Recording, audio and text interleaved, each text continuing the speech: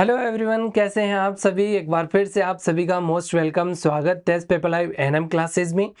आज इस वीडियो के माध्यम से मैं आप सभी एएनएम मैडम से बात करने आया हूं जो specially UP triple SC ANM भर्ती 5 to 70 की तैयारी कर रहे हैं और वो लाइव टेस्ट यदि दे रहे हैं तो लाइव टेस्ट के अंदर आप जो गलतियां कर रहे हैं जिसके कारण से आपका स्कोर कार्ड नहीं बढ़ पा रहा है, आपके अंदर कॉन्फिडेंस नहीं आ रहा है और आप क्वेश्चन यदि अटेम्प्ट भी करते हैं तो जो आपको टाइम दिया जा रहा है एक निर्धारित समय के साथ में अपन यहाँ पर डेली स्पेशल 30 एमसीक्यूज का लाइव टेस्ट ऑर्गेनाइज करवा रहे हैं इसी चैनल पे।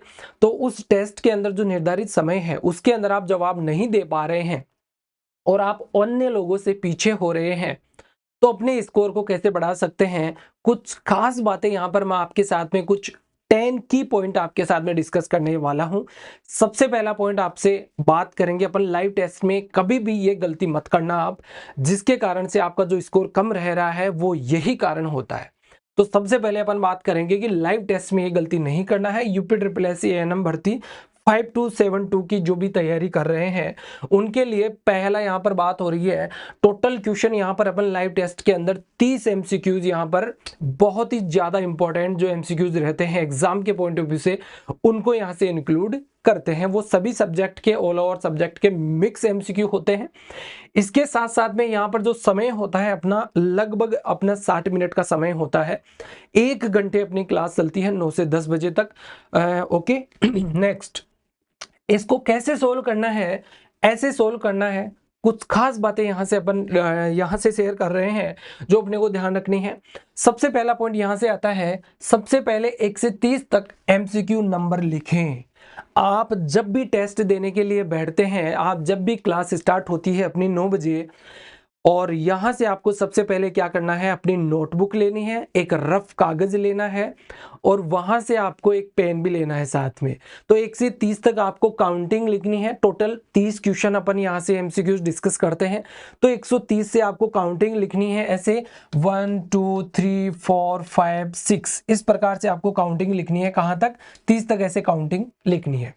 इसके बाद में क्या करेंगे, दूसरा पॉइंट अपना सही उत्तर चुनना है। जो एमसीक्यूज यहां पर जैसे ही चालू होता है उसका टाइमर यहां से डाल दिया जाता है और 20 सेकंड का समय आपको दिया जाता है।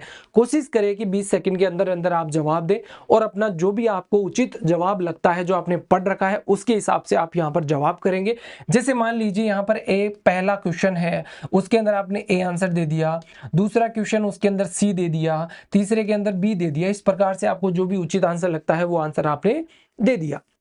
उसके बाद में अपने को तीसरा पॉइंट का क्या ध्यान रखना है, टीचर के द्वारा दिए गए जवाब से मिलान करना है। ऐसा नहीं है कि अपना जवाब दे दिया और क्लास छोड़ के भाग गए, ऐसा नहीं है। आपको लाइव टेस्ट अटेंड करना है और जब तक मैं आपको आंसर नहीं बता दूं तब तक आप उस थ्योरी को, उस पर्टिकुलर क्वेश्चन को रिवाइज कर सकते हैं, एनालिसिस कर सकते हैं अपने नोट्स के अंदर। ठीक है, तो यहां से मैं आपको सही आंसर बताऊंगा और उससे आपको क्या करना है, मिलान करना है। और जैसे मान लो आपने ए आंसर दिया और यहां पर खुदा न खास्ता वहां पर पहले क्वेश्चन का ए आंसर है, मैंने भी वहां पर ए आंसर बताया है, तो आपको इस तरीके से टिक लगा देना है। इसी प्रकार से दूसरे सवाल का जवाब भी यदि मैंने सी आंसर बताया है और आपने भी सी आंसर दिया है तो उसको इस तरीके से टिक लगा देना है।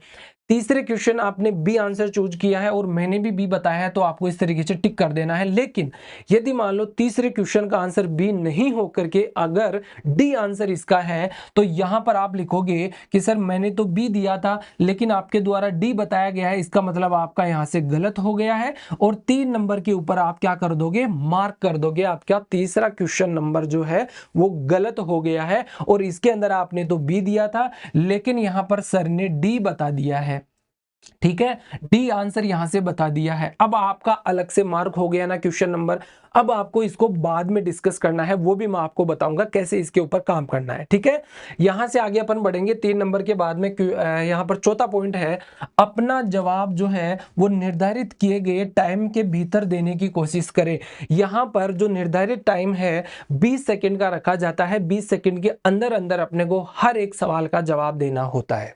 उसके बाद में अपन यहां से डायरेक्ट आंसर बताना चालू कर देते हैं और उसके बारे में रिलेटेड जो थ्योरी होती है वो मैं आपको एक्सप्लेन करने बताना स्टार्ट कर देता हूं। इसके बाद में अपन कोशिश करेंगे ताकि आगे जब एग्जाम जो होगा उसके अंदर आपको इसका बेनिफिट क्या मिलेगा, इसका फायदा ये मिलेगा कि आपका जो टाइम मैनेजमेंट होगा वो बहुत ही बेहतर हो जाएगा और आप इजी सवालों को और जो थोड़े से यहाँ पर सोचने वाले सवाल है उसको बहुत कम समय के अंदर कर लोगे। इससे टाइम मैनेजमेंट बहुत अच्छा हो जाता है, जो अपने एग्जाम के लिए, अपने सिलेक्शन के लिए काफी इंपॉर्टेंट है। पॉइंट नंबर 5 की अपन बात करते हैं। एमसीक्यू हल करने के बाद यदि गलत होता है तो उसको साइड में लिखें। बिल्कुल सही बात है, साइड में अपने को लिखना है। जैसे कि मैंने आपको बता दिया कि राइट का आप रोंग कर लो, गोला गोला उसके ऊपर अपन कर लेंगे और राइट आंसर मैंने क्या बताया आपको वो आप लिख लोगे हाथों हाथ। ठीक है, डी है, बी है या ए है, जो भी है ना। यहां पर पॉइंट नंबर 6 की बात करते हैं। क्लास एंड होने पर अपना स्कोर जरूर शेयर करें, ये सबसे इंपॉर्टेंट है। अगर आप 30 क्वेश्चन में से यदि आपके 25 सही हो रहे हैं, 28 सही हो रहे हैं, 30 में से 30 सही हो रहे हैं, 15 सही हो रहे हैं, 20 सही हो रहे हैं, जितने भी आपके सही हो रहे हैं, तो आपको ये अपना स्कोर कार्ड जो है क्लास जब 30 अपना जो यहाँ पर 30 क्वेश्चन हो जाएंगे तो वहां पर अपन अगली 5 मिनट तक सबका स्कोर कार्ड चेक करते हैं किसका कितना स्कोर कार्ड रहता है। ठीक है, तो 5 मिनट के अंदर अपन देखते हैं। आपको इस प्रकार से जवाब देना होता है, जैसे मान लो 30 क्वेश्चन थे आपके, उसके अंदर 15 सही है कि नहीं है तो 15/30 हो गया। आपके यदि 25 सही है तो 25/30 हो जाएगा। इस प्रकार से आपको वहां पर अपना स्कोर कार्ड जरूर शेयर करना है। इससे आपको क्या मिलेगा, एक मोटिवेशन मिलेगा कि सर मेरे एक दिन तो 15 ही सही थे, फिर दूसरे दिन मैंने ये शेयर किया और मैंने अभ्यास किया, प्रैक्टिस किया तो 25 हो गया। तो वो आपको कॉन्फिडेंस दिलाएगा और आपके अंदर भरा हुआ जो हेजिटेशन है, जो फोबिया है, वो दूर हो जाएगा रिप्लाई करने का। पॉइंट नंबर 7 की तरफ अपन चलेंगे। अपनी गलती फाइंड आउट करें। अगर क्वेश्चन कोई भी गलत होता है, आपका तीसरा नंबर का सवाल गलत हो गया, 10वें नंबर का सवाल गलत हो गया, आपने उसको गोला करके मार्क कर लिया है, उस क्वेश्चन के अंदर आपसे क्या गलती हुई है? क्या आपने क्वेश्चन के अंदर छुपा हुआ जो नोट वर्ड होता है वो नहीं देखा, या फिर आपने क्वेश्चन के लास्ट में लिखा हुआ एक्सेप्ट वाला शब्द वो नहीं देखा, या फिर जल्दबाजी इतनी थी 20 सेकंड के अंदर आपको सबसे टॉप के ऊपर आपको रहना था, इसलिए जल्दी आपने आंसर पुटअप किया, उसके चक्कर में आपने सारे ऑप्शन पढ़े ही नहीं, सिर्फ ए और बी पढ़ के रह गए, या फिर ए बी सी डी के अंदर से आपको कंफ्यूजन था इसलिए आपने कोई सा भी आंसर चूज कर लिया। वो गलती आपको फाइंड आउट करनी है जो क्वेश्चन आपका गलत हो जाता है, तो उस गलती को आपको निकालना है। जो आपने मिस्टेक करी है, जो आपकी जो कमजोरी बन आगे जाकर के बहुत बड़ी समस्या आपके लिए बनने वाली है, उसको पहले से ही फाइंड आउट अपन कर लेंगे कि आपने किस वजह से गलती करी है उस क्वेश्चन को। ठीक है, तो अपनी गलती फाइंड आउट करना है कि वो आपका जो क्वेश्चन था वो गलत कैसे हुआ। तो गलत कैसे हुआ, ये गलती आपको, वो कमजोरी जो है वो आपको फाइंड आउट करनी है। अब ये तो आपको ही पता चलेगा, मुझे पता नहीं चलेगा कि वो गलत क्वेश्चन हुआ है आपका तो किस प्रकार से हुआ है। आपको क्वेश्चन के बारे में पता नहीं था, आपको आता नहीं था, या फिर आपने सिली मिस्टेक करी है। बिल्कुल। नेक्स्ट, यहां पर पॉइंट नंबर 8 आता है कि पाई गई गलती से संबंधित एमसीक्यू पर काम करें। यहां पर वही सक्सेस होता है।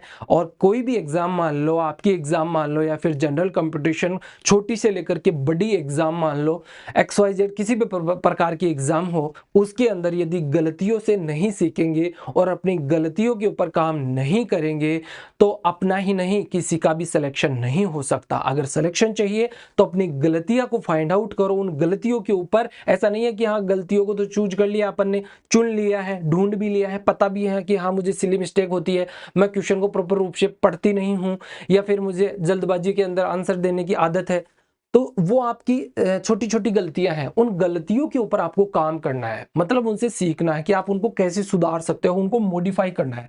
तो वो होता है अपना काम करने का तरीका। पॉइंट नंबर 9 है रिलेटेड थ्योरी को रिवाइज करना है।